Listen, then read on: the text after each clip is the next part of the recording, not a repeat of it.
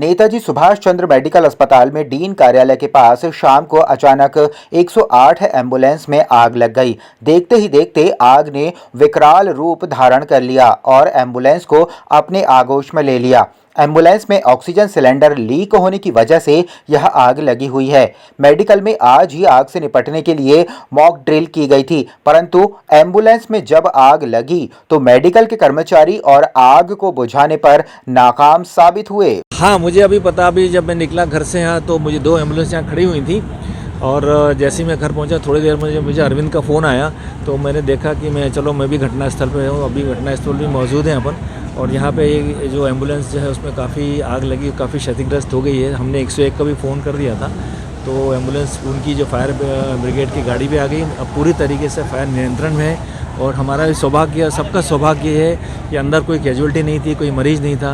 तो गाड़ी में तो आग लगना कुछ भी, खड़ी गाड़ी में आग लगी, खड़ी गाड़ी में। ठीक, थैंक यू। जबलपुर में अपराधियों की धरपकड़ का सिलसिला लगातार जारी है। पुलिस ने जबलपुर के कुख्यात अपराधी किशु तिवारी को गिरफ्तार किया है। किशु तिवारी पर लॉर्डगंज थाने में 307 का मुकदमा कायम है, जो इसी अपराध के चलते वह पिछले 2.5 महीने से फरार है। किशोर तिवारी थाना लॉर्डगंज के अपराध क्रमांक 112 धारा 294, 323, 324, 147, 148, 307 ताजरात हिंद के मामले में फरार था। जो अनुराज नायडू की गैंग का है। ये सूचना स्टाफ को मिली कि ये दीनदयाल चौक बस स्टैंड के पास देखा गया है। स्टाफ ने जाकर देखा, उसको पकड़ा, थाना लाए। उसके पास एक पीतल का बटनदार चाकू मछली नुमा जब मिला है, जो 25 आर्म्स की कार्रवाई की गई है एवं उसको अपराध क्रमांक 112 धारा 324 ताजीरात में गिरफ्तार किया गया। पहले इसके अलावा कितने मामले थे यहाँ पे? अपने यहाँ 4 मामले हैं। इसके शहर में भी, लाडगंज गोरखपुर में भी है, शायद कोतवाली में भी है, ये मंडला लखनऊ। अच्छा, ये कोतवाली थाना ग्वालपुर क्षेत्र का रहने वाला है। इसकी उम्र 27 साल है अभी। इसका रिकॉर्ड देख के बाद में कार्रवाई की जाएगी। सर, आपका नाम होगा? SI लेखराम नादोनी, थाना लाडगंज। जबलपुर पुलिस लगातार अवैध शराब और मादक पदार्थ बेचने वालों पर कार्रवाई की बात कर रही है। आमनपुर कुलियाना मोहल्ला में दीपू सामंत और पूजा सामंत नामक लोगों द्वारा पिछले कई समय से गांजा बेचने का कार्य किया जा रहा है। स्थानीय लोगों ने अतिरिक्त पुलिस अधीक्षक सूर्यकांत शर्मा को ज्ञापन सौंपकर कार्रवाई की मांग की है। पुलिस ने स्थानीय लोगों को आश्वासन दिया है कि गांजा बेचने वालों पर शीघ्र कार्रवाई की जाएगी। कुलियाना मोहल्ला आमनपुर में अवैध गांजा विक्रय करने की सूचना। आमनपुर कुलियाना मोहल्ले में रहता हूँ और मेरे घर के पास वहाँ पे अवैध शराब और गांजे की बिक्री हो रही है ना। तो वहाँ का माहौल ख़राब हो रहा है, इसलिए वहाँ मदन महल में सुनवाई हुई नहीं। हमने 181 पे भी कॉल किया था, कोई ऐसा कुछ लगा नहीं। तो हमने सर आज SP ऑफिस में ज्ञापन देने के लिए आए थे। हम चाहते कि वहाँ पे सुनवाई हो। कौन बेच रहा गांजा, क्या नाम है? पूजा सामंत और उसका पति दीपू सामंत। इन लोग वहाँ पे गांजा बेच रहे हैं और जो भी इनके खिलाफ जाता है उनको धमकी मारने की, जान से ये सब कर रहे हैं उन लोग। कब से लोग चला रहे हैं? हो गया काफ़ी समय, होगा 2-2.5 साल तो हो ही गया अभी कुछ महीनों से, लेकिन ज़्यादा एक्टिव है ये। ठीक है सर, नाम बताओ। ललित थापा नाम है मेरा, और जो बेच रहे हैं उनका नाम पूजा सामंत, दीपू सामंत है। जबलपुर जिले के सिविल लाइन थाना क्षेत्रांतर्गत हुए दोहरे हत्याकांड का अब पूर्ण रूप से खुलासा हो चुका है। आपको बता दें कि सिविल लाइन क्षेत्रांतर्गत मिलेनियम कॉलोनी में बीते 2.5 माह पहले एक नाबालिग युवती ने अपने प्रेमी के साथ मिलकर अपने ही पिता और 9 वर्षीय भाई की निर्मम हत्या कर दी थी। इसके बाद दोनों प्रेमी मौके से फरार हो गए थे। अब बड़े ही नाटकीय ढंग से युवती के जबलपुर आने से पहले ही आरोपी मुकुल ने खुद को सरेंडर कर दिया है। देखिए, सिविल लाइन डबल मर्डर जो केस हुआ था मिलेनियम कॉलोनी में, उसमें दोनों जो आरोपी हैं वो पुलिस की हिरासत में आ गए हैं। जो उसमें अपचारिक बालिका थी, मैंने 2 दिन पहले भी उसमें ब्रीफ किया था। हरिद्वार पुलिस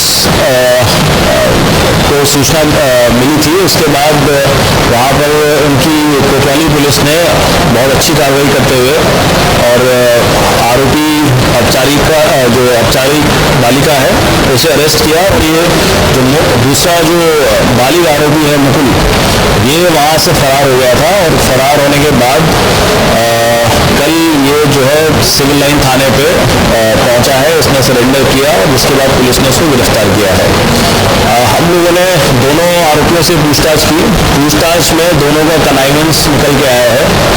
जो कारण है हत्या का उसमें यह है कि सितंबर में एक FIR जो औपचारिक बालिका है उसके द्वारा इस लड़के के खिलाफ कराई गई थी और वो उस केस में उसने जो बयान दिए थे वो इस लड़के के अगेंस्ट दिए थे और घर वालों का प्रेशर था, खासकर उसके फादर का प्रेशर था और इसको ये डर लग रहा था कि घर वालों के प्रेशर में ये जो बयान हो गया है इसका कहीं कन्विक्शन नहीं हो जाए, इसको दोबारा जेल नहीं जाना पड़ जाए।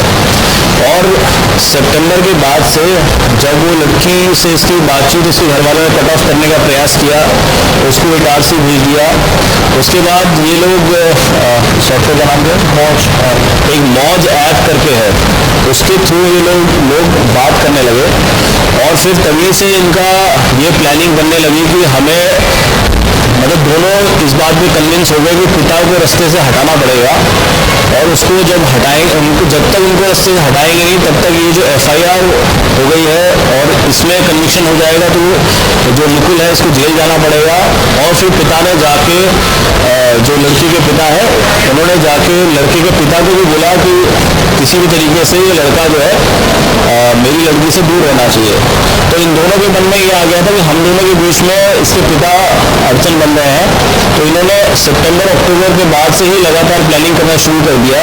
इस प्लानिंग के तहत ये लोग घटना से 2-3 दिन पहले भी जो है शहर में एक साथ घूमते दिखे हैं। उसके अलावा इन्होंने डिटेल प्लानिंग की कि कैसे घर में एंट्री की जाएगी, कैसे जो गैस कटर और इस सब का जो इस्तेमाल है ये दिखाने के लिए इनके मन में ये प्लान था कि हम इससे 2 काम कर सकते हैं। पहला यह कि इन्होंने जो बैल्कनी से एंट्री दिखाई कि कोई चोर या कोई वारदात करने घुसा है और फिर उसको हम एक प्रॉपर्टी ऑफेंस के रूप में दिखा सकते हैं, जिसके बाद ये मर्डर की घटना हो जाएगी। ये भी इनका प्लानिंग था कि ये जो गैस कटर है तो इससे बॉडी के हम लोग टुकड़े करके और उसके बाद उसको छोटे पार्ट्स में काट के और बैग से हम उसको आगे कहीं डिस्पोजल कर सकते हैं, ये भी इन लोगों का प्लान था। लेकिन जब घटना हुई, घटना में जो अमाउंट ऑफ ब्लड और जो था उसको देख के ये दोनों थोड़ा सा इनको समझ में आ गया कि बॉडी का डिस्पोजल करना उतना ईजी नहीं होगा। तो इन लोगों ने क्या किया कि पहले तो सारे जो फादर की बॉडी थी उसको इन्होंने प्लास्टिक से कवर किया और ये कोशिश की कि कोई पूरे घर में थोड़ा सा अगरबत्ती और ये सुगंध लगाई ताकि उसमें उससे जो है बदबू नहीं आए। और जो इसका भाई था, भाई को इन्होंने मारने के बाद उसको फ्रिज में उसको पैक करके उसकी बॉडी को उसके अंदर डाल दिया था। तो ये इन्होंने पूरी घटना की। उसके बाद एक और चीज़ मैं बताना चाहूँगा कि जो लड़का लड़की है ये बहुत ही मतलब दे आर हाईली कमिटेड। इन लोगों को ये था कि लड़के ने पूरे टाइम ये प्रयास किया कि किसी तरीके से मैं कुछ ना कुछ बीच में ऐसा करता रहूं ताकि मैं लड़की को इस केस से अलग कर पाऊँ। तो उसने उस समय उसके घर वालों को मैसेज कराया। मैसेज करने के बाद वो फ़ोन आया, इन्होंने फ़ोन उठाया नहीं। उसके बाद इन्होंने अपनी सारी स्टोरीज इस प्रकार से बनाई कि जो है ये लड़का ही मेन आरोपी दिखे। फिर इन दोनों ने ऑल ओवर इंडिया ट्रैवल किया है। पहले जो ये मुकुल है वो निकला, फिर जो लड़की है वो निकली। उसके बाद ये लोग ऑल इंडिया ट्रैवल किए। इन्होंने